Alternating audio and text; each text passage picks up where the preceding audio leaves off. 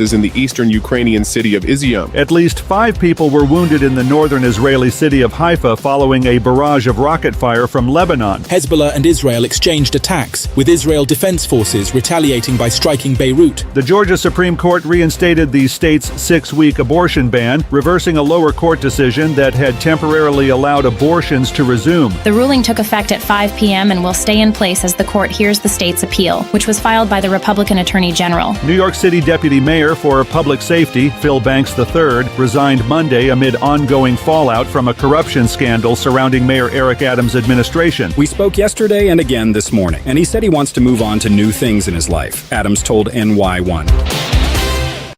The opinions expressed on this program are those of the host or guest and should not be interpreted as statement of fact.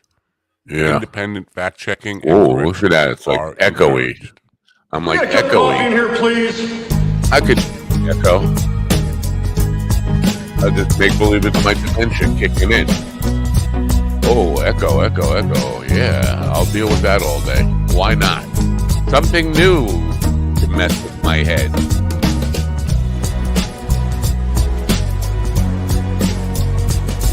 Yeah, I shouldn't even talk. Wow, it sounds so cool though. And hot. Hot. My dog is your mind's best friend. Yeah, and full of echo. Rugged. My dog is your mind's best friend. Wake up, America. You've got a dog that needs walking. That's right, sunshine. Just put on a big pot of strong coffee. I'm just get ready to type your little hate mail with your opinions about kumbaya and flat earth insanity. Stand-up comedy? You want stand-up comedy? Well, we've got sit-down comedy. It's time for Coffee with the Dog. You make me laugh. Hopefully, somebody here will make you laugh. But odds are, it won't be me.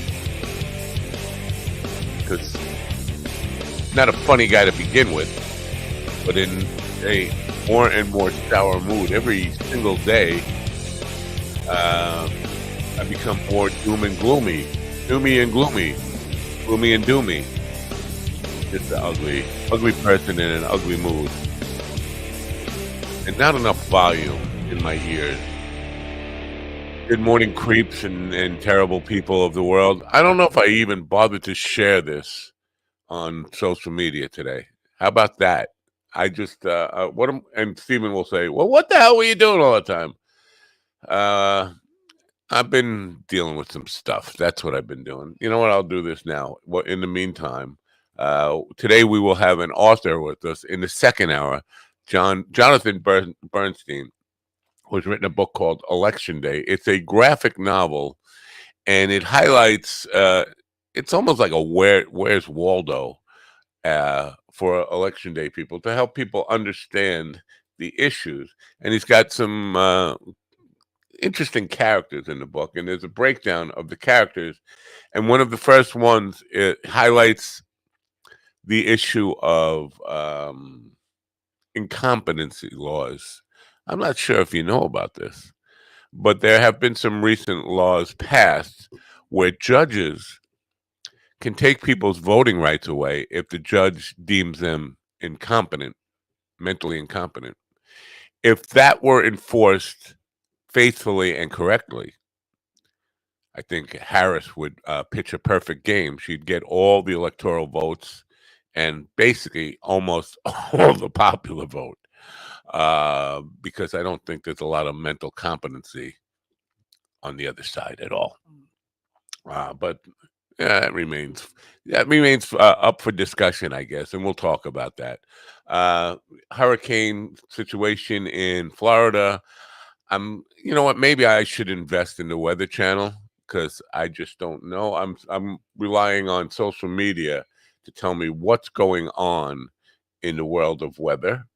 And who knows what's really going on. I think from what I can tell by social media is it's Milton has been downgraded from category 5 to category 4, and like that doesn't make a whole lot of difference if you're sitting in a house waiting for things to be blowing at you, rocks from the last storm to be blowing at your house or that kind of stuff.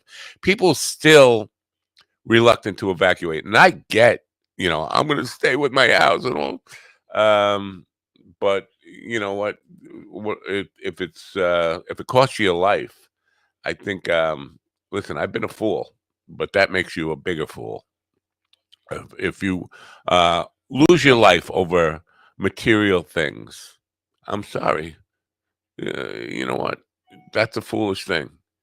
And there are a lot of people doing that. Now, there's this guy out in the Bay there in Tampa Bay. I believe he's in Tampa Bay in a 20-foot sailboat. It's been dubbed Lieutenant Dan.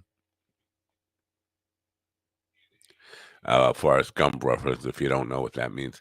He's a disabled vet trying to weather the storm in a 20-foot boat that is tied to a one of those, I don't want to call them, I don't know what they're called. The posts that should look like they should have a dock attached to them, but don't have a dock attached to them. If that makes any sense, and I'm sure it doesn't. But there are people now going out there and with cameras trying to put on social media Lieutenant Dan updates. Those are the people who are going to get killed. Those are people out there in the middle of a category 4 hurricane, just trying to take pictures and video of a boat that is out in the bay, not too far out in the bay. The world has gone completely insane, and there's nothing we could do about it. It's just this is why. Why is he such a grump? Yeah, because I'm sick of this world being so crazy. That's why. So yeah, our prayers and thoughts and all that kind of stuff, and our guns too. Go out to Florida. And you can have everything. You want meat? We'll send you meat. What do you need? You need some lube? We'll call Diddy up. Get him on the lube train. I don't mean to make light of it. I'm sorry. I'm just I'm an ugly person in an ugly mood. The ugly with me goes bone deep. And it's been a really funky week. I have a funeral to go to on Friday, by the way. I won't be here, but I'm trusting the Dog Pound crew to kind of host a show for, listen to this. This is a singer-songwriter who has been with me a couple of times on the evening show. His name is Bill Abernathy. He's from Kansas City. He's kind of a boomer. Listen, you can't be you're either a boomer or you're not a boomer. He's a boomer, but a boomer from Kansas City. He does write about patriotic things, which I can assume, not being here, and you know what, the thing's going to be taped so I can review it. I think it will be entertaining because I think he's the kind of guy Ron Kane will probably be, I don't know, triggered, just not happy with his general patriotism is, which means basically MAGA in today's world, which is not really patriotic, to be honest with you. But I just feel like Ron might be not getting along with this guy too good, which would make for an entertaining program. And I'm sorry I will be missing it, but I will be actually live streaming a funeral to family who cannot make it across the country to go to the funeral. That's what I will be doing on Friday morning. So nobody's going to be happy. But maybe watching the replay will be entertaining for me over the weekend. Anyway, turns out this is not in the news. And why would it be in the news? Why would you expect it to be in the news, really? You know those Trump God Bless America Bibles? Guess where they were made? If you guess China, you win. Yes, indeed. The guy who just talks about how China is our enemy, and he's selling Bibles, God Bless America Bibles, made in China. Yeah, that's where we're at. So we're gonna bring the guys in. We have an hour to wait before we get to Jay Bernstein and talk about Election Day. I expect a lot of this conversation today will be sort of political because we're talking to a guy who wrote a book about Election Day. But in the meantime, I'm gonna play a commercial. I guess you can call it a commercial. We can call it an ad. You can call it a commercial for Opus. If I could just find the Opus clip. Damn. Oh, here it is. I passed it. Opus, as you know, or you may not know, if this is your first time here, you don't know. But if you've been here for the last 2 days, or probably heard me talk about it in the last month or 2 or 3 or 4 or 5, it is a AI video app that will do all your video editing for you with simple prompts. You don't have to be an AI genius. I've been using it to cut up the shorts and reels that you see me posting constantly, and even some of the not shorts and reels, but 5 or 7 minute clips and things like that from this program as it happens daily. And they do it. I can give them a 2.5 hour video, and they will cut up about 30 to 50 clips in 2 hours, and they'll be ready for me to post on the internet. Here it is. Check it out.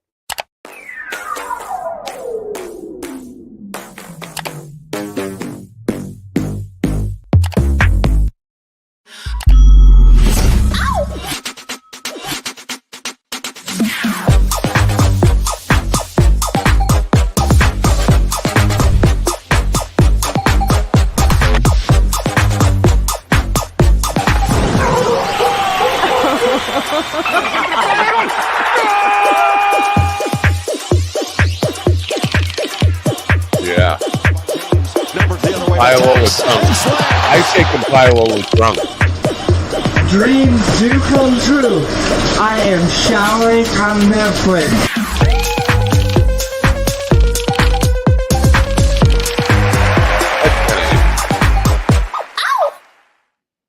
Listen, if you can do anything on an airplane, I think showering is probably not exactly the really first thing I would do. Yeah, I would join the Mile High Club. Ladies and gentlemen, I would join the Mile High Club with myself before showering on the plane. Would be, that's we'll let you explain that further. Before, let me introduce you first, ladies and gentlemen. The man who was looking forward to joining the Mile High Club with himself is in the room. Stephen, the sitcom Ortiz. Also with us is Ron, the I am absorbing Napo's hate on YouTube, Kane, and my best friend of the last 37.5 seconds, Mr. G.D. Fenderson. Whoa, I got his name right. Whoa. Blind Dog TV is down, by the way. Okay, well, never mind. Not even a good morning, never mind. We can't even get a good morning, never mind. Okay, all right. Good morning, America. BlindDogTV.com. Never mind. Yeah.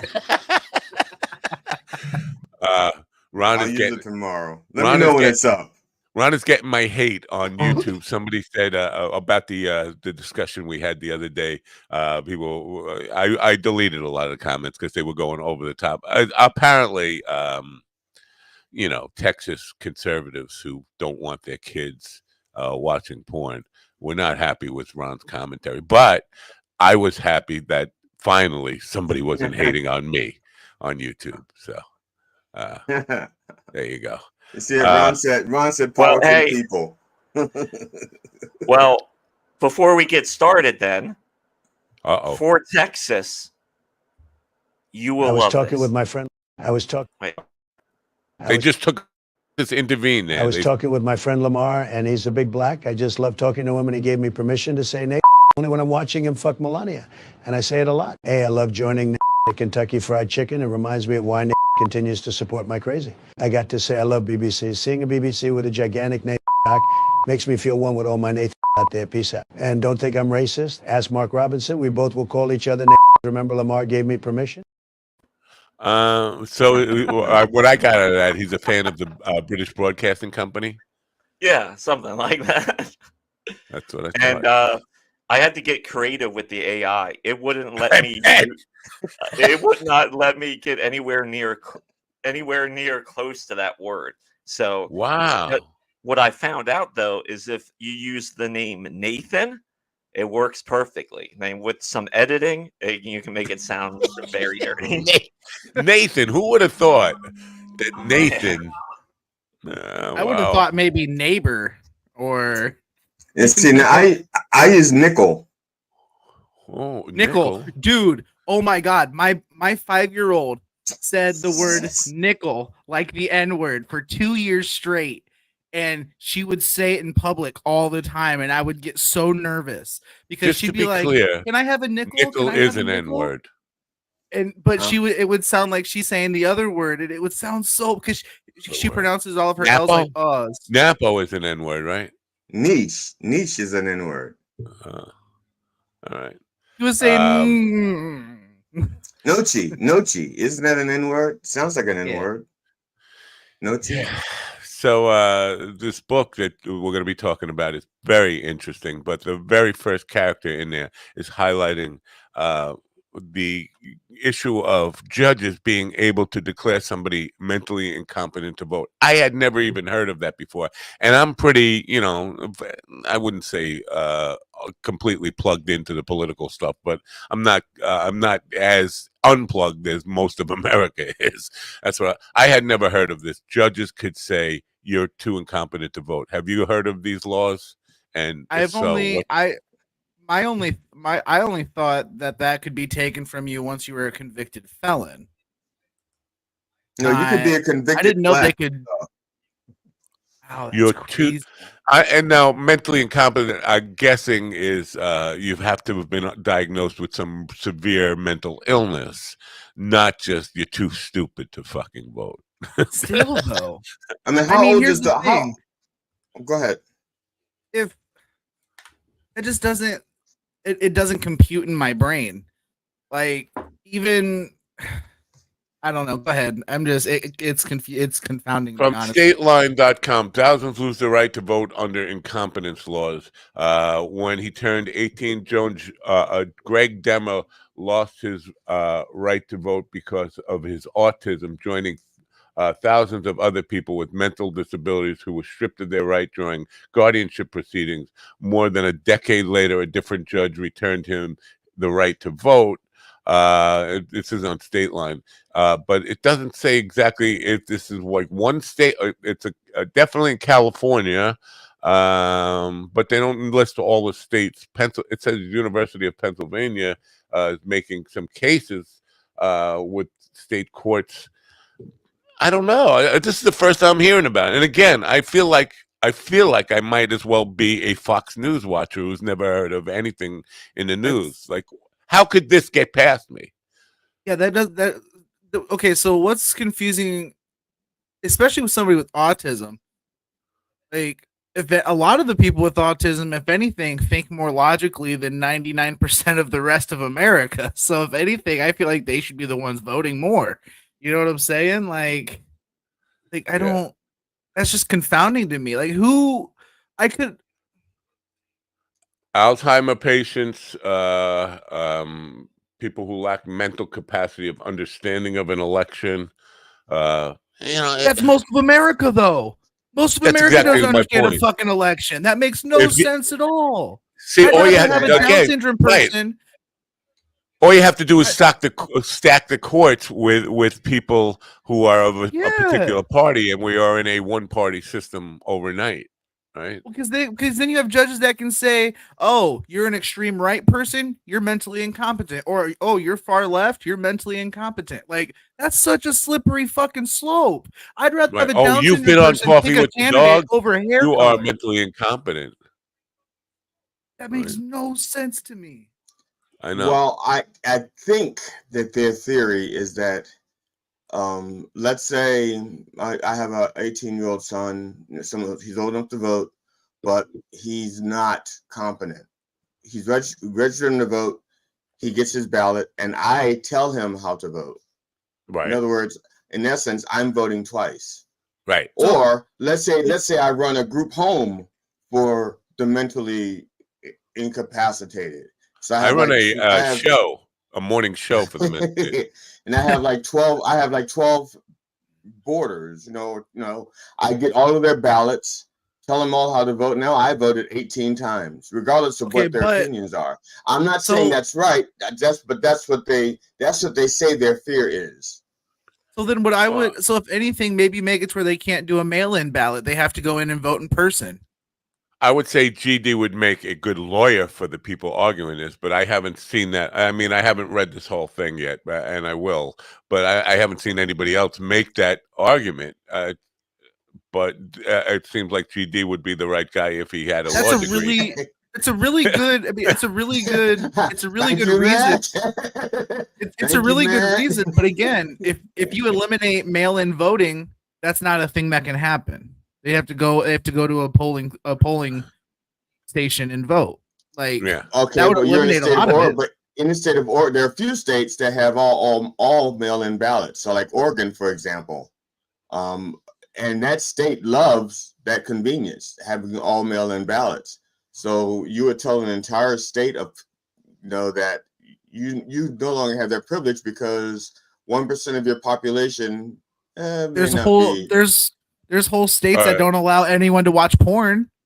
We will come back to this in the second hour when Jonathan Bernstein's here, but I'm just highlighting how this is going to be a very cool guest to talk to because he has spent some time digging into these issues, and every single character in his book highlights issues like this. It should be an interesting conversation for however long he's here. And he claims that he wants to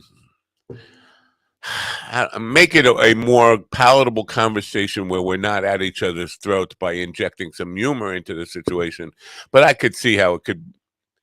There's no way you can talk about politics and keep a sense of humor about it and not trigger somebody into, your mother's a skank whore. Yeah, it's impossible. Me. Well, that's not my first. Go ahead, Ron. I was going to say, I definitely agree with that. And hey, coffee with the dog. Suck my dick. Exactly. Thank you, Barack. Anyways, I agree. I don't. No, I've never Barack. Barack. I've never been in a situation where the conversation doesn't turn into bullshit. Like I had to enforce a no politics rule at work because of that issue. People would get violent at times. Wait. Like, crazy. Wait. Well, you work. You got a job. No, when I used to work. Oh, okay. I was hopeful. I thought maybe you got a job for I don't know, United Airlines or something, or Eastern Airlines, who is now out of business, or Pan Am. Or Trump Airlines. Remember Trump Airlines? 2 months. If I didn't have to risk my medical coverage, I would absolutely try to get a job at an airport just for that benefit. Because then I would be doing comedy all over the fucking place. No question. You just fly. If I had that right now, I wouldn't be here. I'd be flying someplace. Every day I'd be just flying. Because they feed you. You got your bathrooms there. According to the Opus clip, you could take a shower on the plane. Why not? I could just be instead of grounded like Willie, I could just be airbound my entire life. You know what? You could probably time off your life. You could probably fly enough to randomly find a new power cord. Right. Just check the seats. Or get off the plane. Oh, I think this fits. A notebook full of jokes that you lost in Denver. Yeah. Hey, I do have showbiz news if you want to do that early. Yes, we'll definitely do that in a few minutes. I just want to talk about Bibles. Have you guys bought a $100 Bible from China? Do you have one? Because it seems to me, I thought it was 65. Did they go up in price? Talk about inflation. I thought it was 95, but that's why I estimated 100. But it's only 65. Hey, that's cheap, right? I thought it was 65. But could have been 65. I could be wrong. I've been wrong before. Are a lot of those Bibles sold in Texas?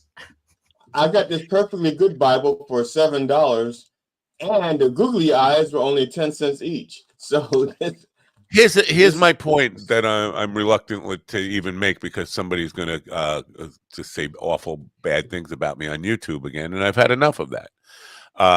For less than $65, you can probably get a cheap motel room or a hotel room, really cheap, the dingy one, that will have a Bible in it that you could steal. Yeah, but that was probably that's probably what they call it, the Made in America. That's probably a King James Bible, and they really aren't very good. We want a King Donald Bible. No, you probably just want. I guess if you're going to get one, probably a New American, unless there's something better than that now. But King James is one of the worst. Or you could go to Stanhope. Especially after the second album, the King James is terrible. That's true. Listen, you if could go to a wants Stanhope merch table though and buy one for $5 with his signature in it, one that he stole, pre-stole for you. So you're not even doing the crime. Awesome. There you go. Yeah, go ahead, Stephen. I'm sorry. No, you're okay. I was, I feel like Jesus isn't going to come back. I feel like he went to get the milk and he's just not coming back. He left us. He's been checking in and now he's like, you know what? I'm not coming back. So I don't think it matters where the Bibles are made anymore, or who writes them or who puts their name in them at this point. No. If he does come back, we'll deport his ass in a heartbeat. No, here's the thing. He can't even get past TSA. So we can't have one of those Middle Easterners just kind of wandering across the border and I don't know, whatever. All right, Mr. Jesus, you've been randomly selected for a view or for a screening. Oh yeah. By the way, that phone call from Rumble was a explanation that it was a misidentification by their whatever system they have to identify stuff. But they do by that statement, they do have some rules about what can and what can't be said about on their platform.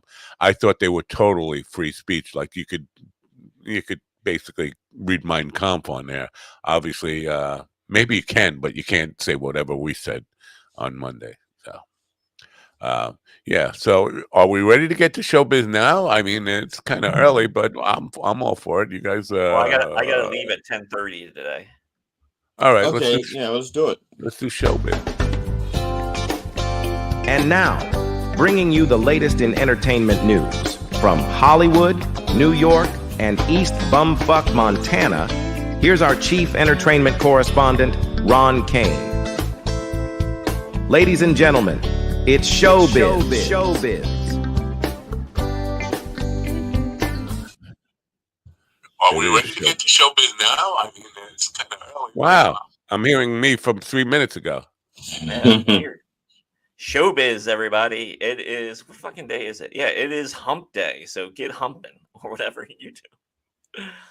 So, first story here is about Taylor Swift. She is now worth $1.6 billion with a B dollars. So she's making some cash, and she's had a few things to say about it. I can't believe my net worth is $6 billion. Can you believe that old fossil slump? Most of those conservatives would love to have me squat over them and rain them in lemonade and leftover corn. Wow. So thank you for that, Taylor. What an exclusive. Yeah. But here's it. Now, correct me if I'm wrong, but I am under the impression that even though she's worth $2 billion, whatever, 1.6, whatever billion, she still lives with her mom. Maybe her mom lives with her. Yeah, I would say her mom. At this point, her mom's living with her. Well, they were rich to begin with, right? Big money family anyway. Maybe not, but because there was a video not too long ago of her sick in bed and mom was taking care of her, and I was like, wow, it's nice to be like this big star and still be pampered by mom when you're almost 30. She was almost 30, now she's over 30, right? Not that it matters. I mean, that's a good thing. I think it's more of a protection thing. I mean, you don't have to worry about your mom stealing your panties and selling them on the internet. You know, my mom used to do that all the time. Damn. All right, never mind. I stand corrected. I'm sorry. Go ahead, well, Mom. no, I was not a billionaire, so maybe that's why. If I were a billionaire, maybe. Disgusted. And she loves to be like a regular person. She loves karaoke and things like that. The one thing I like to do, I still enjoy going to a bar and singing karaoke. One guy in the crowd complained I wasn't hitting the notes. Luckily, Travis was with me and rearranged the guy's kidneys. Internal bleeding makes my day. God, it's like an ocean down there. Thank you, Taylor. Yeah.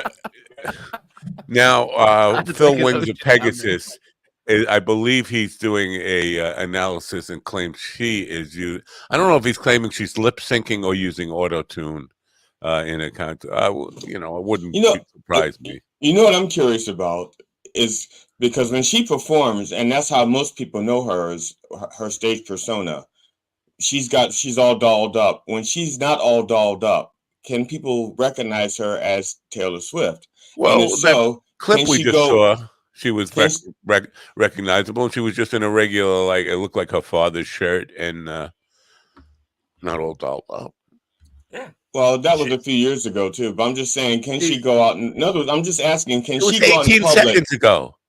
I mean, can she go out in public without people recognizing her? Do karaoke, sing one of her own songs, and have somebody say to her, "You're not doing it right." Apparently, no. She did a undercover thing once where they put her in like a disguise, and as soon as she started singing on stage, it was a Taylor Swift cover tryout thing. As soon as she got on stage and started singing, they all knew it was her instantly. There was a thing on social media. Now, I don't know, everything could be fake. Everything in the world could be fake. But somebody behind her in like a supermarket was watching her shop, like a video of her following her around like some supermarket with a camera. Now, I find it a little bit hard to believe because I would think even doing something like that, she'd have some secure bodyguard, something around Snoop for guys who might be creepy, might recognize her and just whatever. I don't feel like. Well, that's why she's got Travis with her, and that's what I'm saying. That's why Travis does the marketing now. She can't always have Travis with her. Travis put out a tweet she sends Travis. I said, Travis, do me a favor, pick up some tampons, heavy flow. Yeah, I bet she's having to play wide receiver a lot. And get yourself some regular condoms. Because those, I know you think you wear a Magnum, but they just don't. They keep slipping off. So it's like a windsock in there. It's really gross. Stop. Yeah, get a regular condom and some tape. He pulls out and sticks to his leg. Travis Kelce on Twitter. I refuse to call it just that letter. It says, "How about this? I'll keep playing American football, and Donald Trump can keep sucking Russian dick." Deal.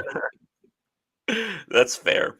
So this is Jamie Foxx. He was just in Atlanta recording his next comedy special called "What Happened Was." He did it over a 3-day run, and I guess he hasn't been on stage in a while, but. Apparently this whole special is about what happened to him during this whole medical emergency or whatever he had. I guess he's going to talk about maybe having a stroke. I don't know, but this is making the news in the stand-up world currently. He's going to come out as being a clone, and we're all going to finally find out. Or a robot. He's a clone. He was killed in a car accident. He was actually dead, and now he's a clone. As somebody who has had a minor stroke, I'm just going to put this out there that if you can talk about your stroke, it was not a major stroke. If you can talk about it at all, because people who have real major strokes don't ever fully recover. They always have some. My aunt Dodie. It's the adrenochrome and the baby's blood. Recovered. So what Matt is saying is, if you haven't had a real stroke where you're incapacitated, he'll punch you in the face. Yeah. No, stroke I'm majors, saying not minors. I didn't say a real stroke. I said a major stroke versus like what I had, because I was released from the hospital the next day, and we actually played a gig that week. It never sounds better. Yeah, basically what you see in front of you. All right. Who did Will Smith slap now? So Will Smith is teaming up again with Michael Bay to make this movie called Fast and Loose. Will is a little excited about. I'm teaming up with Michael Bay again. So it's and so and this is there's a passion project of making some more money. So some people think I'm strange and my family is weird. Believe me, eating dinner at the red table makes me appreciate cults. Now, how many strokes has he had? I don't know. Apparently a lot.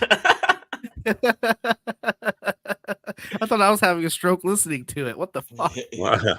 I tried to adjust the speed on my on the video 3 times. I go, is it too fast or too slow? I tried to adjust his lips to make them thinner. Maybe they're just too thick and touching. I'm like, what the fuck? From all the Diddy parties, he's got the DSLs. Yeah. So Will has made it apparently clear that it's not a comeback. It's This is not a comeback. I only come forward. Know what I'm saying? I've had my struggles and my fair share of unfairness, but aligning the stars and reading books backwards has made me better than the mouth breathers. All right. Mouth breathers. The voice doesn't sound at least that he didn't good. insult the knuckle draggers. I mean, knuckle please. Yeah, knuckle please. I'm just gonna say now, because Ron has had some great success with Parrot. I'm not endorsing them at all, but and this is not a non-endorsement either. But I tried to undo my subscription to Parrot last night. It took me 3.5 hours to finally get unsubscribed. I deleted the app, everything, but I was still subscribed. It took me 3.5 hours to figure out how to unsubscribe on my iPhone. That's not. I just went into the subscription and turned it off. That's it. It wouldn't let me into the subscription. It kept saying I don't have a subscription, but I know I did because I was putting out videos. It's like, they don't make it very easy. Right? Yeah. It's in your settings. Yeah, but it kept telling me I did not have a subscription. I went to the right place on the iPhone. Every time I went to unsubscribe, I don't have a subscription. I know I did because it billed me, and I was sending videos to people that I had done with my subscription. It's not the phone. It's not the settings. It's Parrot fucking up. I hope you get over this before you have to do this video on Friday. Because you're going to be in a real, I hope you don't bring this attitude with you on Friday. That's what I'm saying. Of course, this attitude comes with me everywhere. It's like, this is not something new. This didn't come from just Parrot. I was born with this attitude, and it's not going away. And before we move on, Will just want to talk about voting. Listen, man, I'm so lonely. I make pasta art because it allows me to talk to the Italian satellites. I'm voting for Zola. What? Thank you, Will. Whoops. Italian satellites? Yep. Are those like Jewish space lasers that like just drop pasta on people? What's an Italian I know. It was another conspiracy. It was actually I don't even think it reached conspiracy, but like Scott. You mean the flying spaghetti monsters? Yeah, Scott Perry put it out there. It's like Italian satellites are controlling something, and people fucking laid into them. Oh yeah, that's right. He was talking about they changed the vote. They changed the vote in 2020. Well, I heard that the Italians' space lasers and satellites were actually controlling the miracles that the Catholic Church produces. They shoot them down at people, oh, you're healed. I don't know why every time you say Catholic Church, my schwinter tightens up a little bit. So this is Terrifier 3. It's coming out, and I guess any day now, or it's out in theaters. But in France, it's received like almost like an X rating over there, and people have been walking out because they say it's too gory. And if you know a little bit about film, compare American and European film. Americans are very uptight about sex, and if you show titties on screen, but over in Europe, they're like, this is what we want. We want stuff like this because they're not cock blockers like we are in this country. But once you show them the violence and like stuff in like Terrifier, they're like, we're not into this. It's not our bag. We like fucking, not killing. So I think there are issues because they've more recently had wars come to their front door. They don't need to see it again. It's just they don't need to see it again. It came to their back door. I remember. I answered it. It was not the front door. Never. Well, I mean, listen, Europe in general has a lot of that figured out, man. That's why they have so many kids interested in science. All their weather ladies are naked on screen. Like, You know what I'm saying? Yeah, like, wait, they what? figured out. Like, wait, what? yeah, It's crazy. there's Like, Well, not have you all there's of a them, seen- Nick. few. Not all of them. A good No, chunk of them. there's a few Naked leather or ladies that are I either think. Hold completely on. nude or they Hold wear on. Just like let me just say this. I think you're because I have seen them wearing like very revealing clothes. I have not seen them naked, but No, Playboy they do used have to do nude. Playboy used to do the naked news, and maybe you're and they'd have video for the naked news. Maybe you're confusing the two. The European Well, they do women. have they do. I have seen footage within the past year of nude weather people, women doing the weather nude in like I don't know if it's Amsterdam or Sweden because I don't speak. All they do is this: point to their nipples being hard and say, "Well, we know it's cold out today." It's chilly in the studio. They point to the cold front with the nipples. Yeah, so I'm skeptical of this whole. I got to see proof of it, and I'm not going to ruin my own browser history, or nor do I want to actually see a clip of it on this program. But there has to be some way somebody could verify for it. Maybe I'll ask Mikey to show me on his phone. Just ask Ian. Ian knows all. Yeah, when it comes to sex, Americans are very uptight. See the state of That I Texas believe. for that. And Europe is a little more freer. That's it. I'm not sure about the naked news weather girl thing, but go ahead. Yeah, so this story is about Halle Berry. I want to assure you that she is not Storm and she's not controlling the weather currently and causing that hurricane. She used to be black. Now she wants to be known as white. Yeah. So apparently what happened during the filming of X-Men The Last Stand, they lied to her to get her to be in the movie. They set up this whole scene for Storm to save these kids with making, I don't know, like in some other country, Storm was going to save these kids, and Hallie's like, yeah, I kind of like this, I'll be on for it. Then they're like, yeah, we're not going to do that after she signed for the movie. So that movie was not great to begin with, and it's just another shitty story about the making of that movie. But it's also not really. It doesn't say a lot about her that she can be tricked into being into a movie. Well, right? Sony played a lot of tricks on a lot of people to make a lot of their superhero movies. It's the reason a lot of the people didn't come back, and that's why a lot of them are starting to come back now that Disney has control of the Marvel universe almost completely now. Is because they were. What do you mean? What do you mean? Define tricked? What define tricked? Like very similar to Halle Berry situation where they were telling them, "Oh, we're bringing you on because we have ABC planned," and then they would scrap it after they signed up for the movie. Like with Ben Affleck, he was supposed to get a 3-movie deal. They killed it after the first one. Elektra was supposed to have a spinoff, which eventually happened, but it was so late that it just was bullshit anyway. Like they did that with everybody. So basically, see, you use the word tricked. It changed. My mind goes to like I don't know, like misled. Bill Cosby, yeah. Well, no, they were contractual. They defaulted on contracts or put stuff into agreements that they didn't fulfill. That's a whole different thing than like, come on in here. Oh no, don't worry about those cameras. We're not shooting a movie or anything. Come on in. Just read this.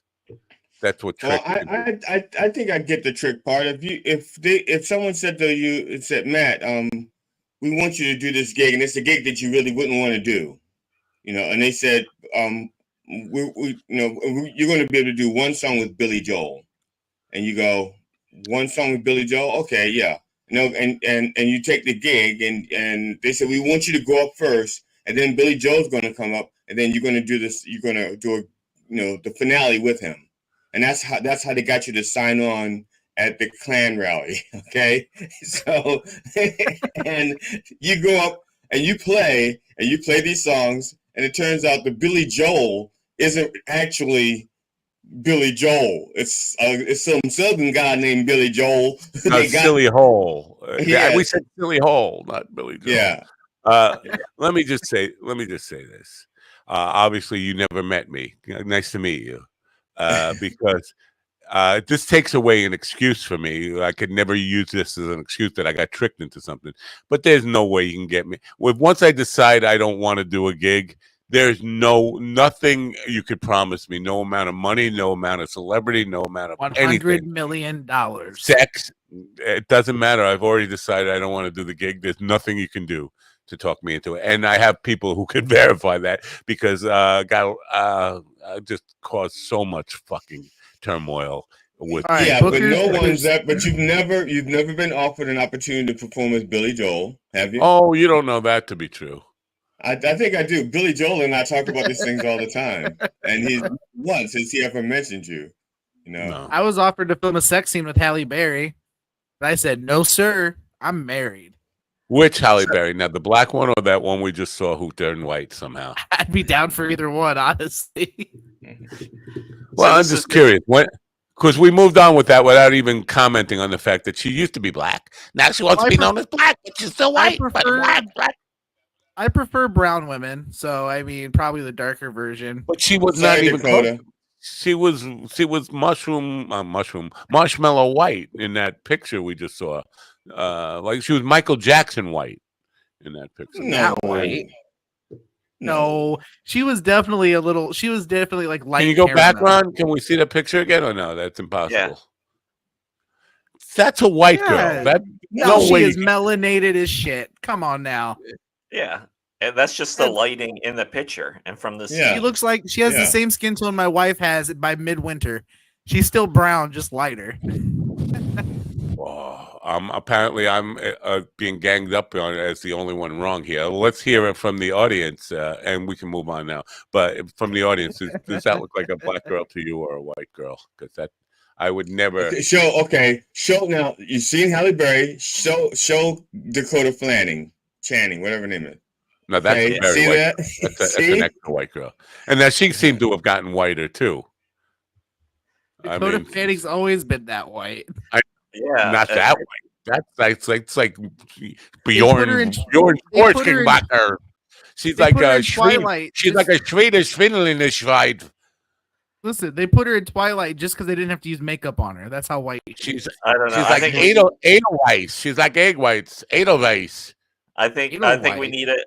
I think we need a judge's rule. Hey, coffee with the dog. Suck my dick. Big Rock. Big Rock. The Rock. All right. So this is Dakota Fanning. Believe it or not, she's only 30 years old. I know it seems like she's 45 because she's been around forever. You know what? I feel like I've watched her grow up though, and even though she's only 3 years younger than me, I still feel weird calling her hot. Does that make sense? Like, because I still remember her in Cat in the Hat being this little kid.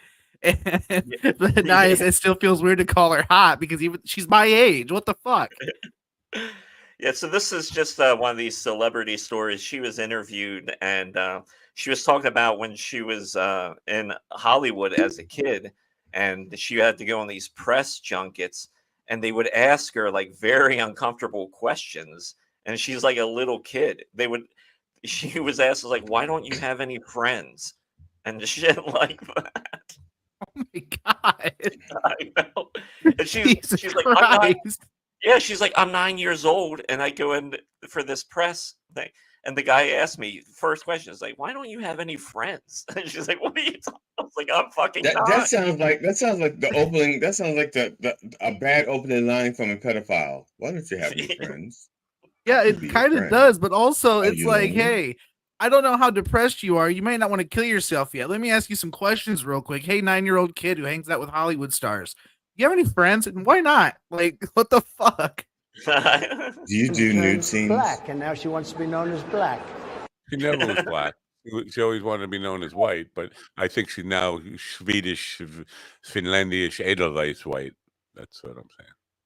All right, so this is Nate Bargatze. He hosted SNL this past weekend. Oh yeah, and honestly, this should have been the season premiere because this overall the show was very funny. I don't know what happened the first week. I feel like they were kind of misfiring, but with Nate on there, most of the fucking sketches were funny as hell. It's funny because my wife and I watched the opening, and she goes, "What the fuck is this? This is terrible." And we skipped ahead to Weekend Update, watched Weekend Update, and then watched the rest of it. I'm just confused because when he did it the first time, within hours, I mean, late Saturday night into Sunday morning, the media, there were clips all over social media from his first time he hosted it. If this was that good, why I haven't seen a single clip, and it's now Wednesday, 4 full days later. It's very strange to me. Yeah, there's plenty of clips out there. They went back to the well with the Washington bit. The Lonely Island came back and did a short for the first time in 6 years. I think that's kind of taking a lot of the heat away from the show because people were surprised that they fucking showed up and did that. I'm just surprised that there's nobody's posting any social media clips about it, or I haven't seen any. Yeah, the Lonely Island thing is the only thing I've seen, but it's been all over my Facebook and Twitter and Instagram and everything. I haven't seen anything from it other than what I actually watched. And like I said, the only thing we watched was Weekend Update. We watched the opening, his monologue, and I was pleasantly disappointed, but my wife really hated it. I even thought Weekend Update was a lot better this week. Weekend Update was. Yeah, I was laughing out loud with some of that stuff. Yeah, hey, I want to respond to Ian. So I have to disagree. I think SNL in general always has its ebbs and flows of like really good weeks and some not good weeks, right? Regardless of who the cast is. Yeah. Like it's like right now, I think the biggest hitters on SNL are the Weekend Update. I think are the biggest heavy hitters right now. But to call SNL garbage all the way around is a stretch because they have some weeks where they have some bangers of episodes. And then and I think the one thing they're going through right now is they're at that point where with like you're just talking about the ebbs and flows where they primarily have a new cast in place. So a lot of those people are still gelling and finding the chemistry with one another. Yeah, they have a couple hitters here and there, but most of the cast now is fresh and new. Yeah, let me just say something as the most unhip person on the planet. I would just want to put this out there that if you have nothing better to do with your life on a Saturday night at 11:30 than to watch television, you're a loser. Okay. All right. Listen, that's not true because listen, it is true. No, it's not. Some people record it. Some people I'm a dad. Listen, Saturday night and they watch it on Sundays. I watch it on Sunday. Listen, that's fine. I'm just saying. As a dad and a comic, I'm still usually home by 11:30, even after a gig. So yeah, I'm still going to be up watching Saturday Night Live probably.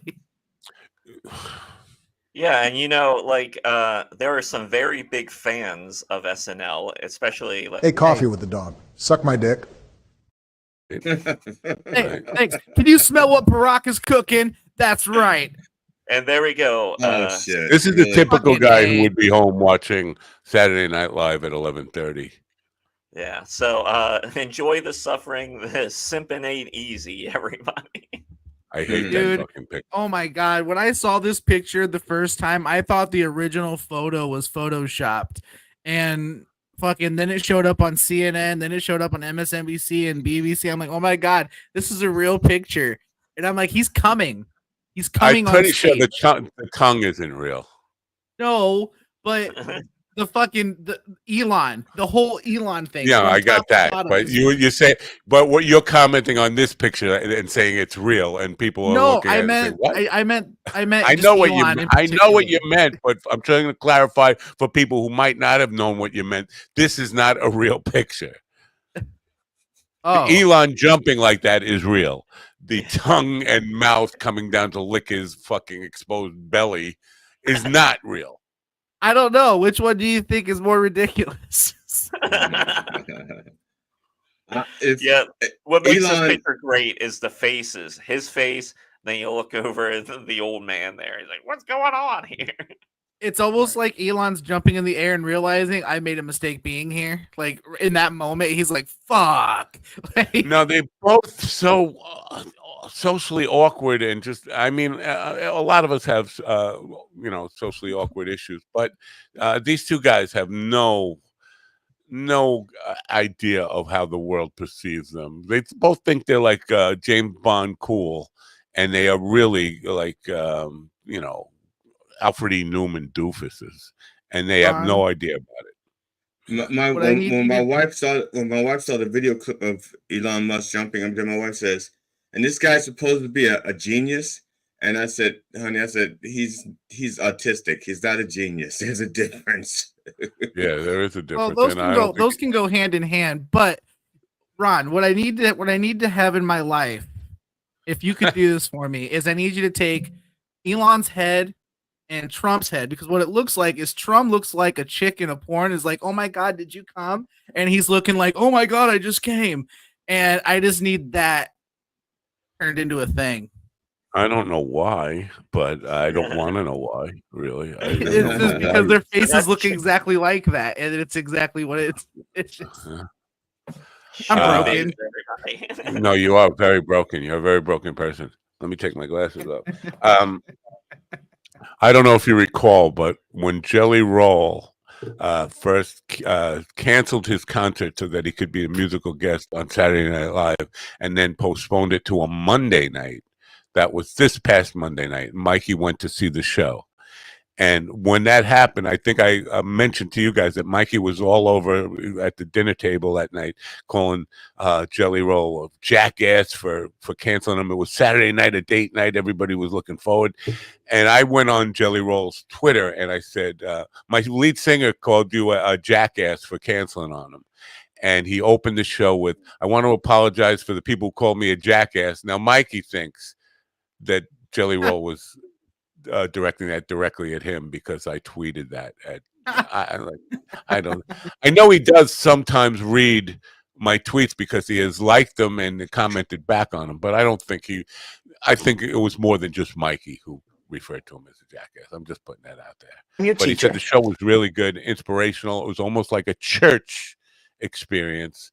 He was, he was doing some things with some people from the audience that had people in tears and the blah blah blah. So apparently blah.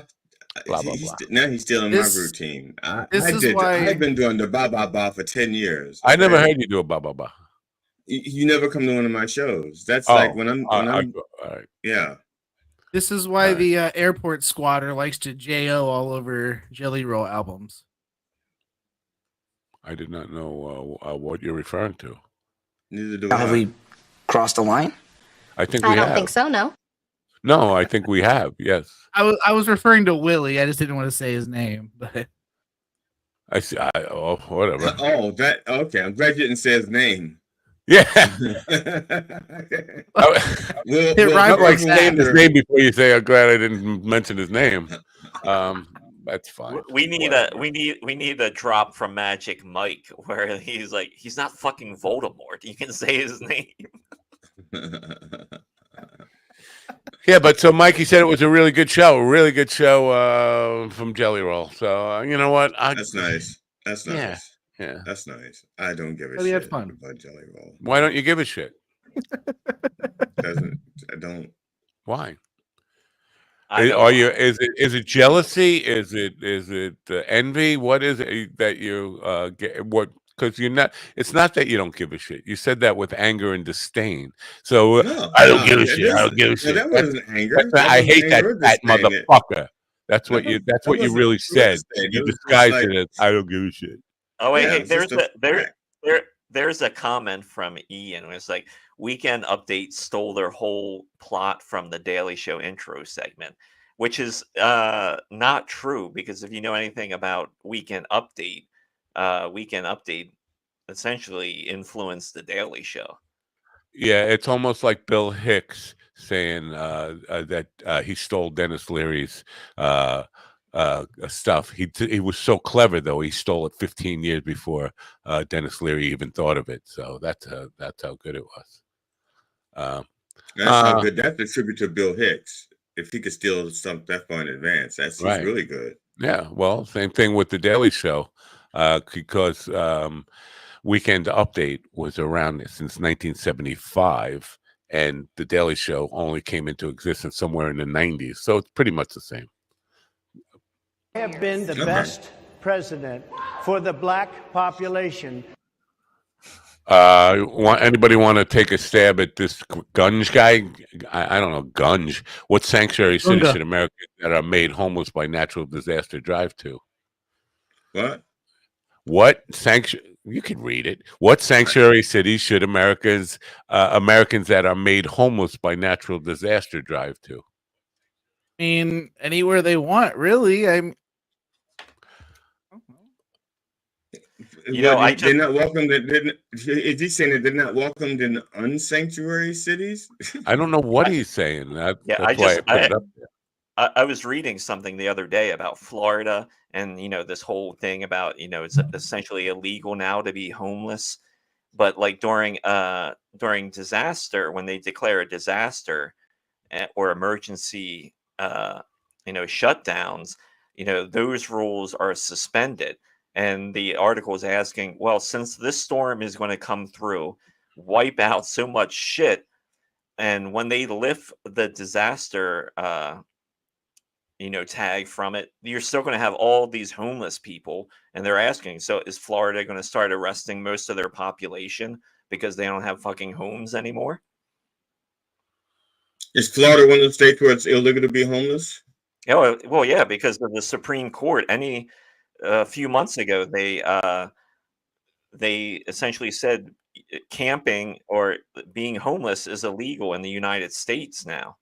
Right. So cities can arrest homeless people and then just throw them in jail.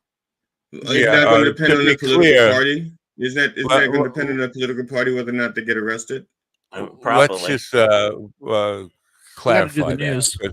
What the Supreme Court said, that states are allowed to make it illegal, individuals. So Florida and California, I think, now they're both on the opposite spectrum of the of politics, but I think both states have laws on the books to that effect, but not all states. The Supreme Court didn't say all 50 states now homelessness is illegal. Yeah, the live update. Milton forecasts to double in size before slamming Florida. That sounds like a porn thing. That definitely sounds like the thing for a porn, like a poster for a porn movie. Milton's going to double in size before slamming into Florida. Just it. Man, that's real silence. Yeah, it sounds like one of your comedy shows, right? There's even really familiar. Ian said, "Be careful." He said, "Be careful practicing urban camping." There's been an uptick too on social media of people purposely going out and doing urban camping, like in the weirdest places. Like people are camping in the middle of like roundabouts inside of bushes.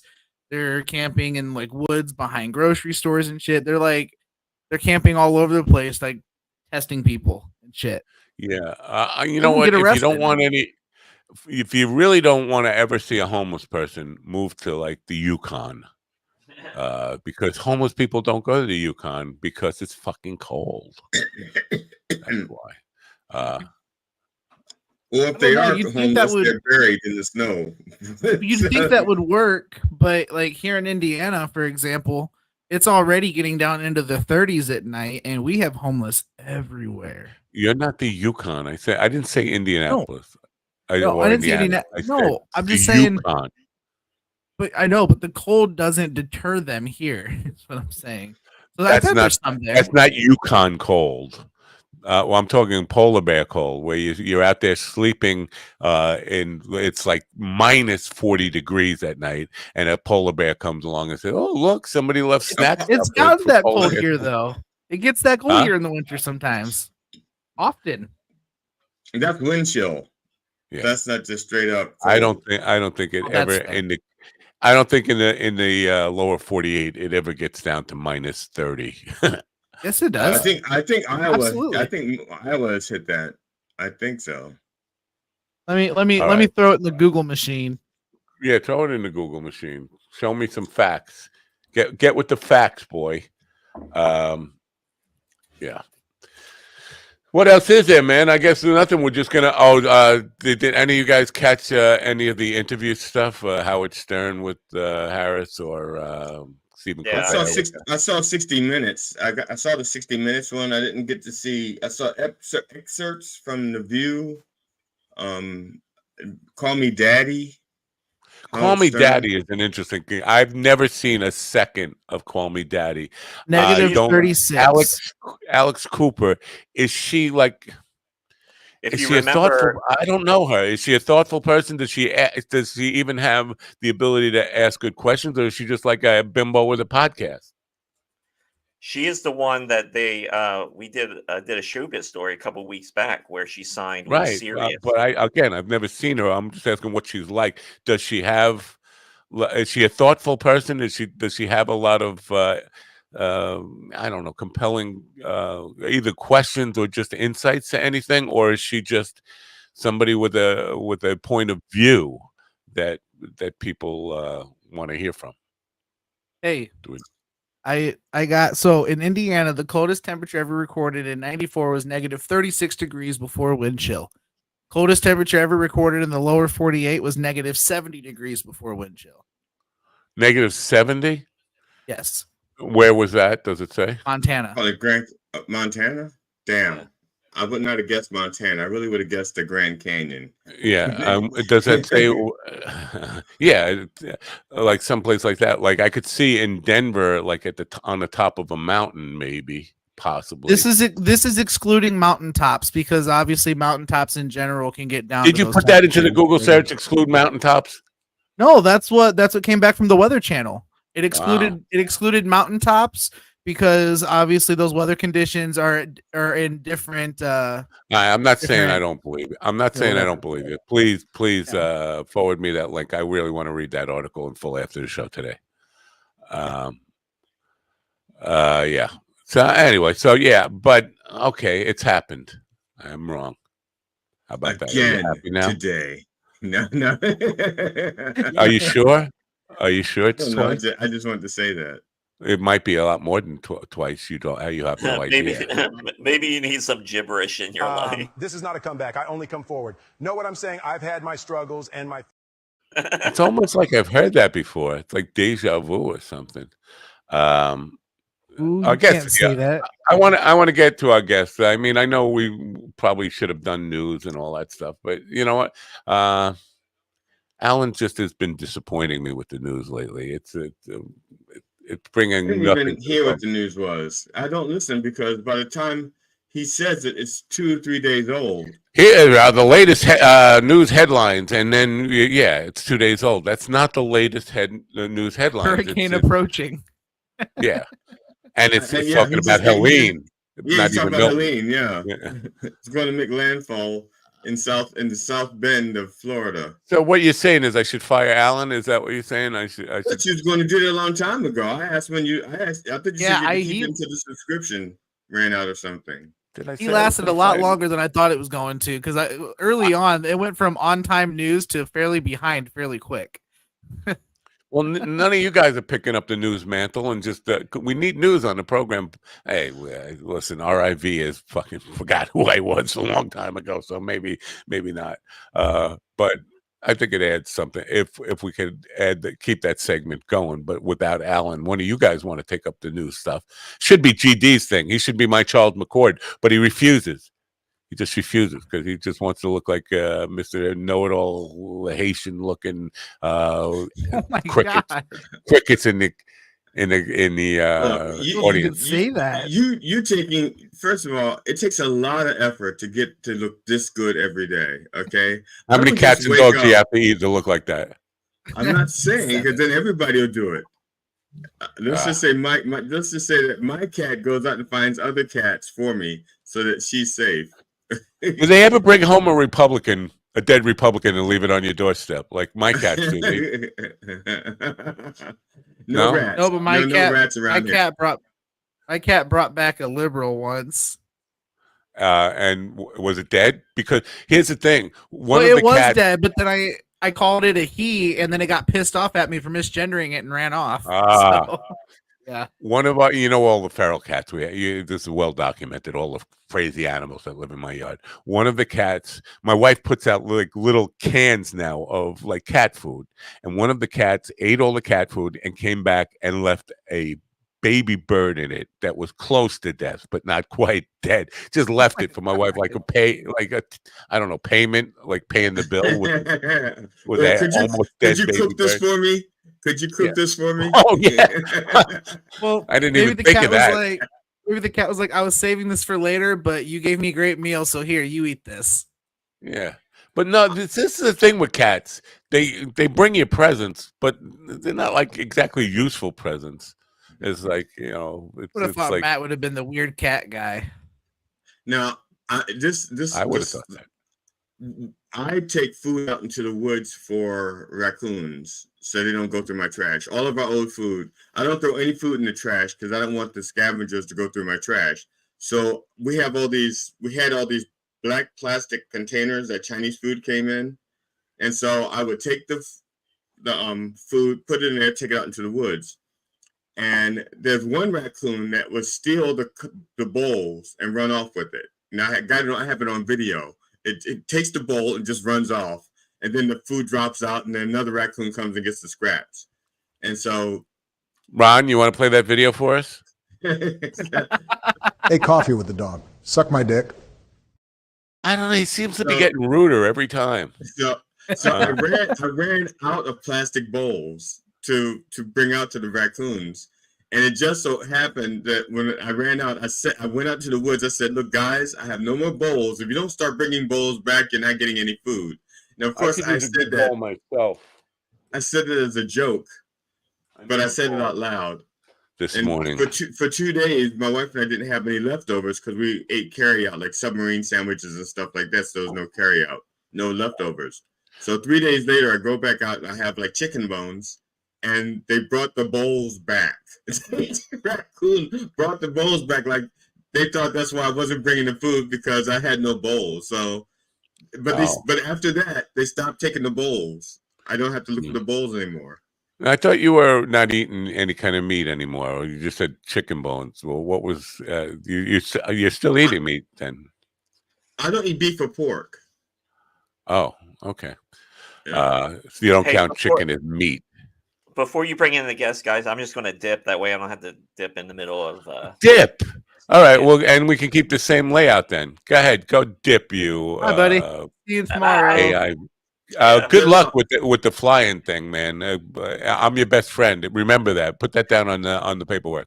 Best friend. I just want them to just give me all these details about the flight shit and the hours of the job. That's all I care about. Right. All right, everybody in the audience. Everybody in the audience. Good thoughts for Ron today with the flight stuff. Anyway. Yeah, and hey, I'll put me down as a reference. I'll put me as I'll tell them you're a really fly guy. Yeah.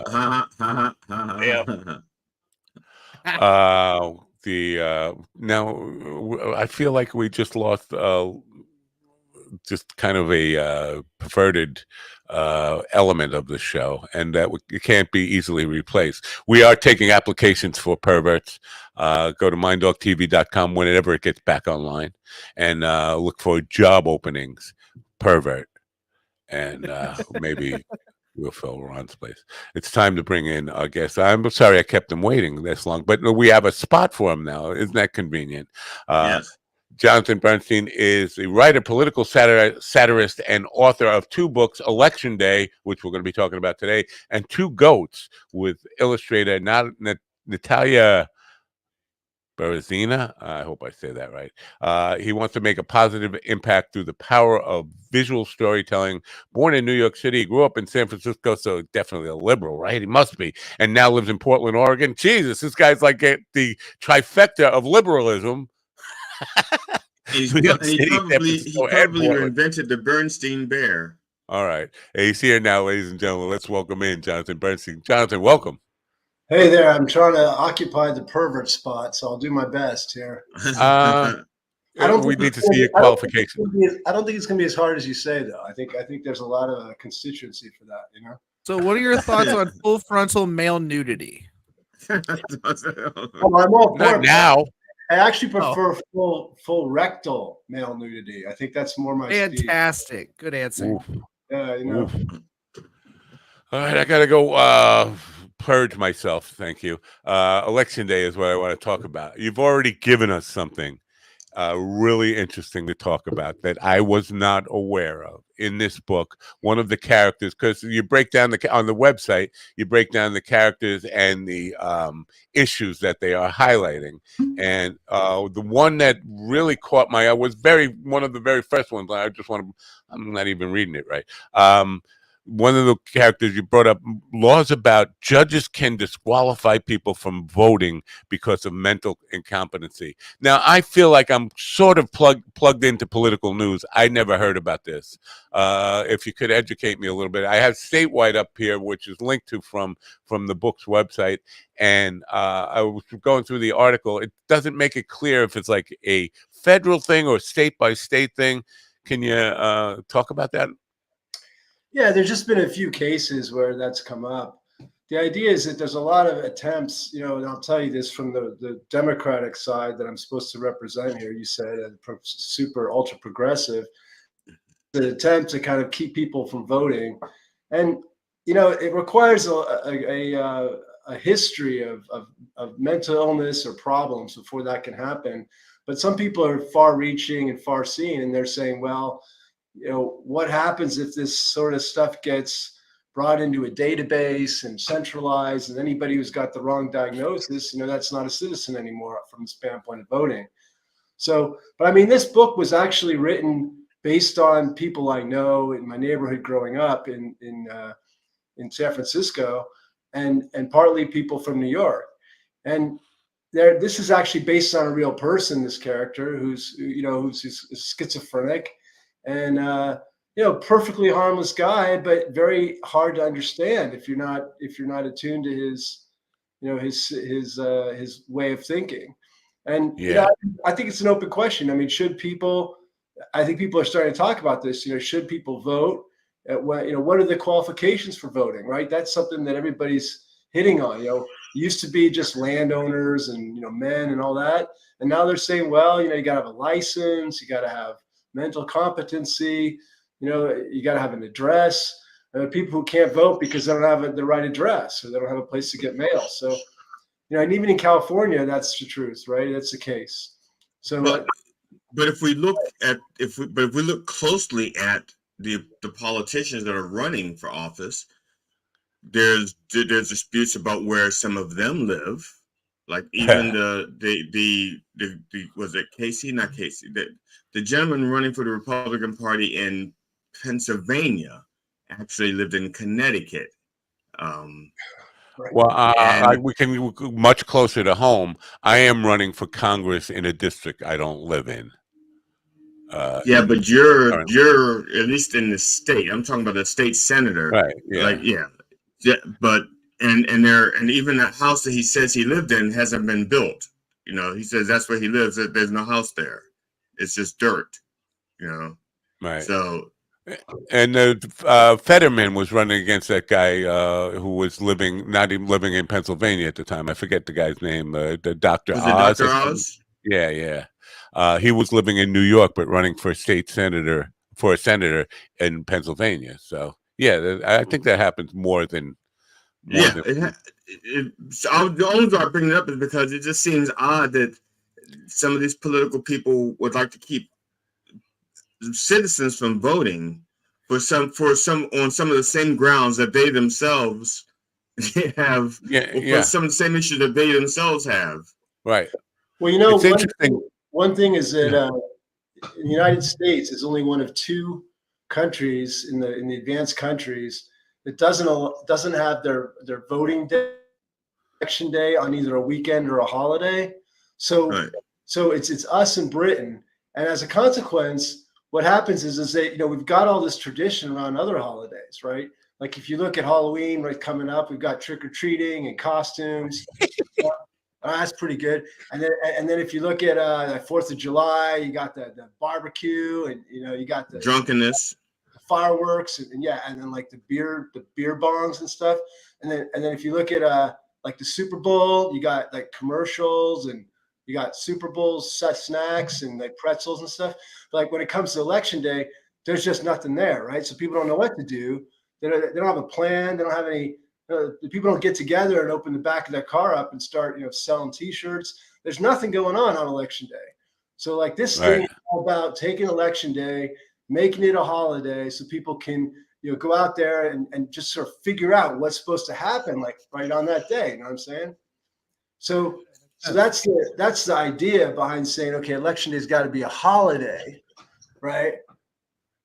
Well, I get that. I hate to brag, but my people have been doing Souls of the Polls for quite some time because that's it.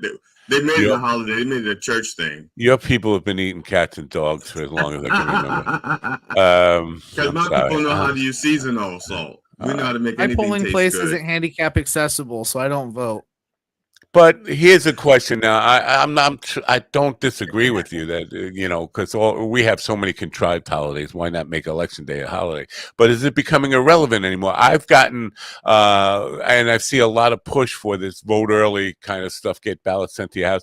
Just a couple of days ago, I was sent this thing where get your ballot sent in and vote by mail. I said, no, I will wait till Election Day. I look forward to going there because I'm not one of these people who's going to say the mail is rigging stuff and all this stuff. But I do feel like if I'm there, at least I feel a little bit more secure that my vote is actually going to be counted. So I'm going to wait till the day. But the question is it becoming irrelevant now with so many people voting by mail, voting early and all this stuff? Does it matter anymore? Well, you talked about the news and the stale news of the hurricane. I mean, what about those people that voted absentee and live in Tampa or St. Pete? What's going to happen to those votes? And how Florida is, it's like this, it's a state that everybody, I mean, look at the 2000 election, right? The whole thing was settled by 100 votes or something, right? So how's that going to play out, right? So I think there's this idea that everybody's votes counted, and that should be so, but a lot of people are suspicious of the voting ballots anyway, right? The mail-in ballots. They don't know what to think about whether that's going to happen or not. And you got all these people talking about how the mail is rigged and the trucks break down and stuff. Yeah, but most of those concerns are actually bogus or anecdotal. I mean, to be honest, my concerns was not about mail-in ballots. Wait, let's prove your point. Send me $100 bill in an envelope today, and when I get it, I will spend it on weed. I mean, you're an enlightened person, but a lot of people, even if what you're saying is true, they think that, right? And so they don't use ballots. So it's kind of like, well, it's cool to say that, and I agree with you. I mean, really, I trust the post office, but I don't know. You're right. Would you send $1,000 to me in the mail, and would you go with that? I'm just asking for 100. Don't get greedy, Jonathan. No, I want a $100 bill. I want the money on the line. He's not showing enough skin to get $1,000 out of me. I'm just throwing that out there. All right, thank you for going. How much can I get out of you then? What's your worth? What can you say? We'll talk offline. I got prices. So go to my OnlyFans. I've actually changed it over to OnlyVans, and that's where you can catch me doing some wheelchair pole dancing. It's pretty hot. That's your kink, OnlyVans? Yeah. I was an election judge for my district for a few election cycles. And not with that hair, you were not. Yes, I was. Not with that hair. No way. Get your hippie hair, Haitian hair out of here. It's a good story. Okay. Finish your thought. I'm sorry, I interrupted you rudely. The thing that I saw that was the machines that did not give that you could not recount with a paper ballot. There was no hard copy. The debolt machines, the ones that it counted it, everything remained internal, and you had to trust what it said it counted. There was no, but you couldn't. If you said, "Well, let's do a recount," you just said to the machine, "How many votes did you say?" and it printed out the same number.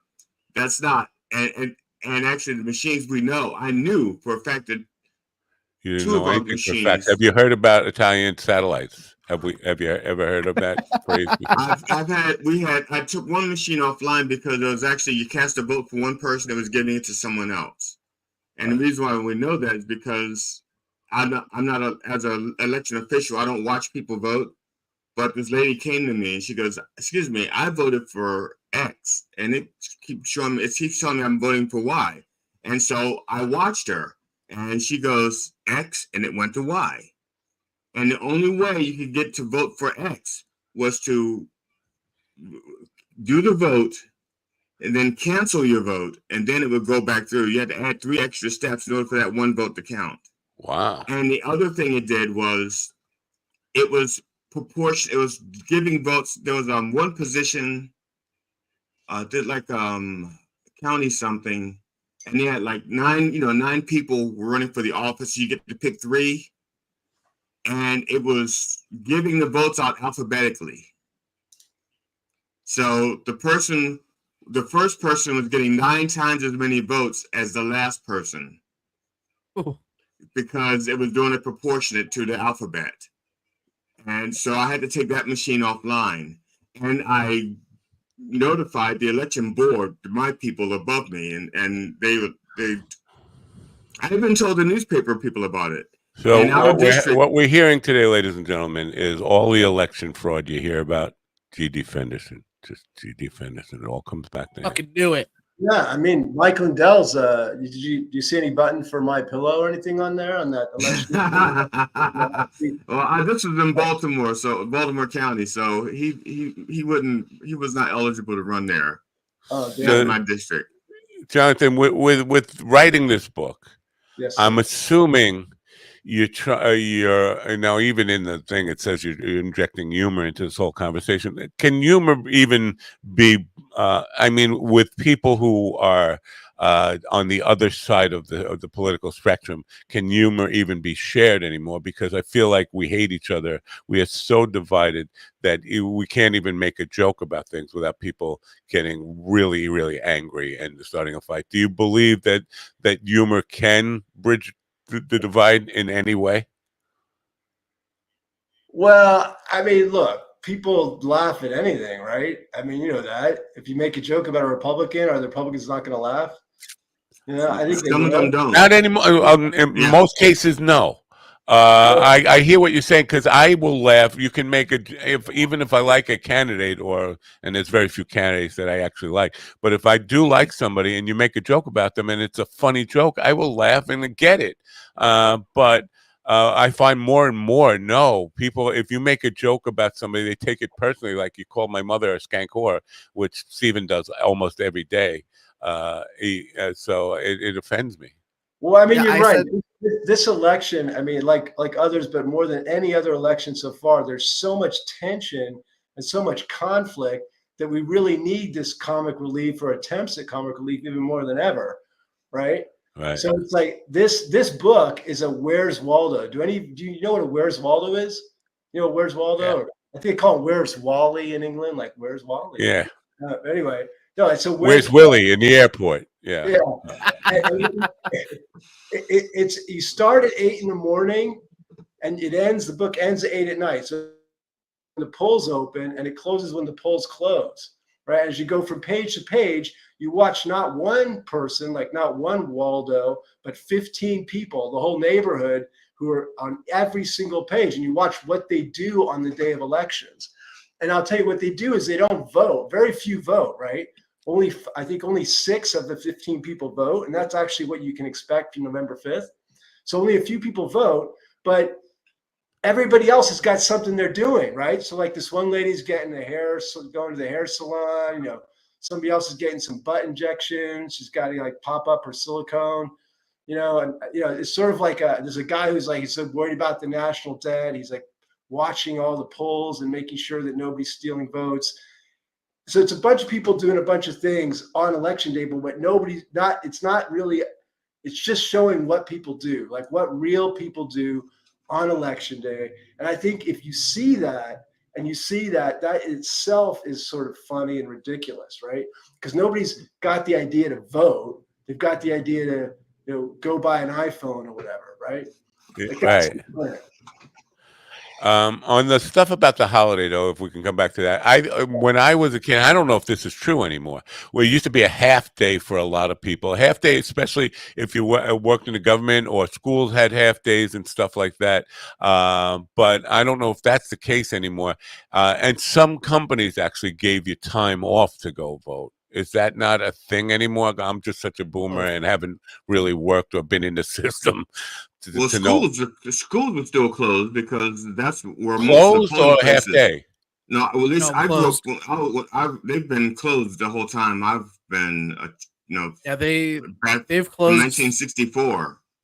Wow, we always had they've half days. closed around us too. Yeah, they've been closed as long as I can remember on election day. Because, like he said, they're almost always the election or the voting poll area is the gymnasium at the school. Yeah, gymnasium. So they close it auditorium, down. Gymnasium. Yeah. Yep. Well, parents love that. Parents love when the school's closed. So they got to worry about their kids. Take off work.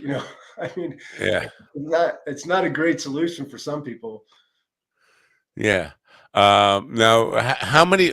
You brought up the number of people that vote, because we have. I don't know. We have 340 million people in America right now. I don't know how many of actually of voting age or eligible voters. What is the percentage of people that are actually voting?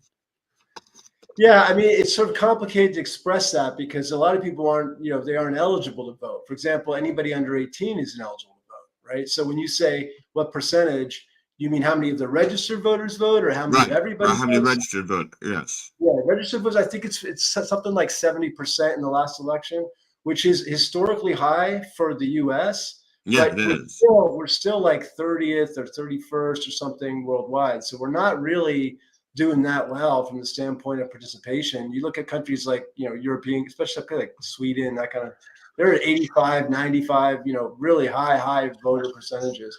And how close these elections are, right? So if more people were voting, that could change the outcome. And I think, that deserves to happen because we've got this weird electoral college system and all this stuff. Which really has to go, yeah. Yeah, which is so trippy anyway, right? So at least given the rules the way they are, if you can't fix the, you got to get everybody out there to vote. And, really it's Republicans and Democrats, right? We want everybody to vote and see what they've got to say because so many people are just disenfranchised with the system. In this book, there's a couple guys like Dave and Logan, they're college kids, and they just think like, well, what's the point? They live in a state, they say it doesn't matter, right? And they don't think about the down ballot. They don't think about, the schools. They don't think about, even childcare, whatever stuff that might be relevant to them. They don't think about that because they're just locked in this idea that, well, Louisiana is going to be Republican, so I don't care if I vote or not. It doesn't matter what I do. Or California is going to be Democrat, so why should I vote at all?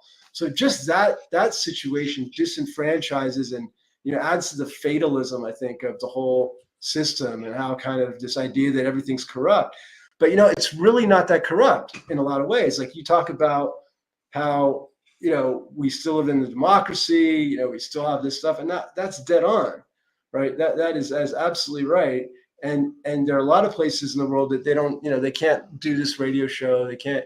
Yeah, we those are things we still have to protect, right? And if you vote, even if you vote in a place that doesn't, your vote so-called doesn't count in the national election, just the idea that you're out there and you're caring about what happens politically, that adds to the participation idea of like citizenry. Right, because your radio show and all of us have to start worrying when everybody just stops voting completely and it doesn't matter. Right, that's when we get concerned. And also with politicians, if they think a block of people are not voting, they're not going to try voting. Now they will a little bit more because of how tight elections are. But in the past, they'll say, "Well, they don't talk to me because you don't work, you don't vote. That's why they're not talking to you. You don't vote. They're not trying to get to vote the people who aren't going to go and vote." Now they're trying because things are so tight. But what I like to say to people who say don't cry. You look like you're crying. Don't cry. The people who say the system isn't working, I say it is working, just not for you because you don't get off your ass and make it work. I don't know about that. Just not for you. It's working for the very rich people, obviously. Yes. But the truth is, we have enough power that if we voted. If everyone who could vote did vote, the rich wouldn't have so much power. I'm not sure about that. I'll think about it. It's food for thought. But this, you talk about down ballot type stuff, and somebody just said to me yesterday, we were talking about gas prices, and I was talking about I go to the reservation and save more than $1 on. But he was talking about how gas prices come down now before the election, and they're bound to go up right after the election. He said, "You see this every election year," and I was like, "Every year is an election year. This is a presidential election year, but we have election. Maybe you don't notice, but there's an election day every year. Actually, there's an election every week. Literally, in this country, there's an election somewhere in this country every week. Really? Literally, every week there is an election somewhere in this country. I think you're exaggerating just a little bit. I would imagine from school board all the way up. I mean, I would imagine there's something always getting an voted on somewhere. every week, and I know this because Steven, that's what I did. Google machine. I wrote for Politipod. I wrote politics, and that was every week we gave election results and upcoming elections for every week. Who was in the elections? Steven, fact check him in the moment right now. Go ahead. Do it. Well, I don't find that hard to believe if you think about it. There's only 52 weeks in a year. It's not hard to believe that there's 52 elections in a year.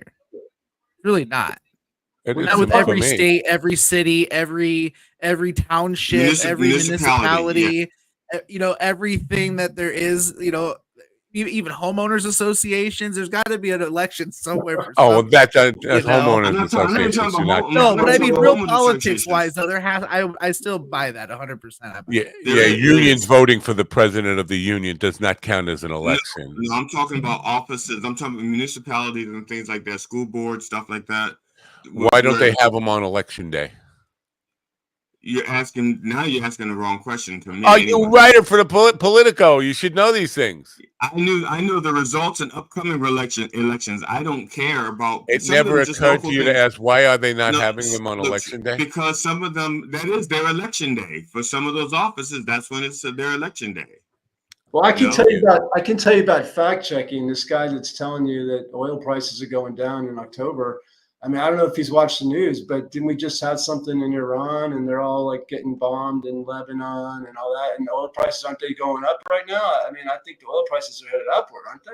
No, we just found out. Yeah. Well, it's also a seasonal thing. By the time the election comes on, there's a summer crunch when a lot of people are driving. So gas prices go up for supply and demand. By Labor Day, people have done most of their traveling, so the prices come down. People don't start traveling again until Thanksgiving, which is after the election. So prices may go up there, in that regard.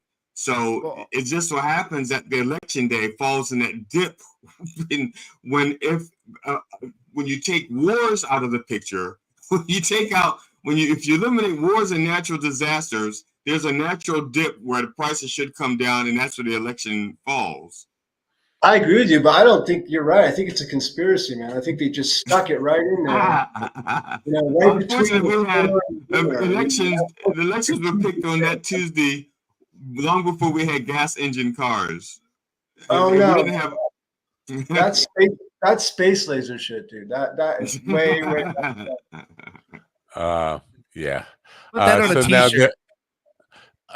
Do I have this correct that I think there are 15 characters in the book. Each one of them is there to bring attention to one specific issue. Is that correct? Am I correct in that assumption? That's right. But I think in the genesis of this, this was about, I was influenced by Mad Magazine when I was growing up. I don't know if you guys ever read that. Yeah. This is a Simpsons. This is a Family Guy. This is a Mad Magazine. And what I got from Mad Magazine, it's not just the irreverent humor and the questioning of authority. It's also the kind of self-consciousness. It sounds kind of like a big word, but it's kind of that like questioning of everything, that absurdity of everyday life. And I really credit Mad Magazine for teaching me how to think, because there's a lot of absurd in this election, right? And people aren't seeing it because they're so determined to see things in this really bizarre way, like the way you get from watching the TV, and they don't even realize like how ridiculous everything is. So I really thought we had to bring something bring an awareness of how absurd things have gotten, and how just, if you see this book, if you read this book, you're going to get the idea that you should be watching your own ass. You should be looking at what you've got to offer, right? Or not offer.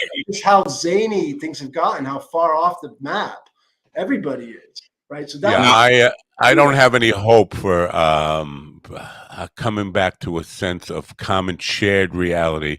Yesterday I read, and I did not fact check this, and it just struck me as so absurd that Lindsey Graham was quoted as telling Donald Trump, "You already have the flat earthers and the people who believe we didn't go to the moon. Don't worry about them. Well, expand your base." And I thought, well, that is just, I hate to disagree, to agree with Lindsey Graham on a lot of things, but that sums it up to me. We're not caring about talking to people about flat earth and moon landing stuff. We're just accepting that that's part of their belief, and this is how crazy we are. We just want to recruit those people to our side. I don't have any faith or hope that we are going to come back to a place we can believe the sun rises in the morning and sets at night together as a common day and night. We can't even agree on day and night. So there are people who believe we can control the weather, but they don't think that man can have any impact on the climate, yet we can control the weather. It's just bizarre, the amount of conspiracy stuff. So I don't have a lot of faith for us coming. Obviously, you writing this book, you probably have some hope. Yes, that we can come back to some kind of shared reality. Yeah, I mean, I think, look, there's a lot of people who are way on the extremes, right? We know that. But even take a contentious issue, like, let's say, immigration, where everybody's fighting it out, and everybody's like, oh no, the border, the wall, he was there, he wasn't there, he didn't do what he was supposed to do. If you actually think about what we agree on, right? So this guy, have you heard of this guy, Ohtani? He's just a slugger, awesome baseball guy, right? You know what I'm talking about? Yeah. That guy's like he's an immigrant, right? He's a Japanese immigrant, right? Isn't that right? And don't the Republicans and don't they all love Elon Musk, and don't they love Sergey Brin, this Google guy, and like all this stuff, right? People actually really agree about immigration. Right? They agree. Nobody's telling Ohtani to go back to Japan, go back playing, for Kyoto or something. Unless you're playing for the other team. If you're playing for the other team, then you go like, go back to Japan. What the fuck's wrong with you? Don't you have baseball in Japan? Yeah, Tosh had a beautiful bit about that. We want to stop all the Cubans swimming from Cuba to Miami unless they can throw a 90-mile-an-hour heater or got a vicious curveball. So yeah, all that kind of stuff is absolutely true. We do welcome immigrants as long as they can hit a home run and pitch at the same time. It's very odd, but they're trying to buy Ohtani out, like one club from another. They're not saying go back to Japan. They're saying, oh, come over this way. Well, we got. No, I'm talking about the fans. The fans. Now, if you're not going to come to if you don't come to their club, then they want you to go back. Yeah. But I just want to say that the one thing I learned from Mad Magazine was that to create that backfold was difficult. I spent almost 6 months of my life as a child trying to create that backfold thing. You know how you have one picture, then you fold it on the A and the B, and then it's a different picture altogether with a different sentence. Yeah, it took me 6 months to create one of those. I was like 8 or 9 years old. It took me 6 months to get it right. You're pretty good. I never even thought about doing that. That's an awesome project for a kid. That's totally clever of you to think that. It feels like a waste of 6 months. They had Mad Magazine in the 1800s. GD, crazy. I want to know what you did. I want to know what your fold out was. What were you trying to say with that? What were you showing in the fold out? It was dirty. It's a prepubescent boy. I think we've had it made into a video. Here it is. Hold on. Hey, coffee with the dog. Suck my dick. That was it. It was very dirty and very sexual, and it involves people and animals because the only record make it fit. Holy crap! We just got banned from Rumble again. This explains a lot of GD's personality right here.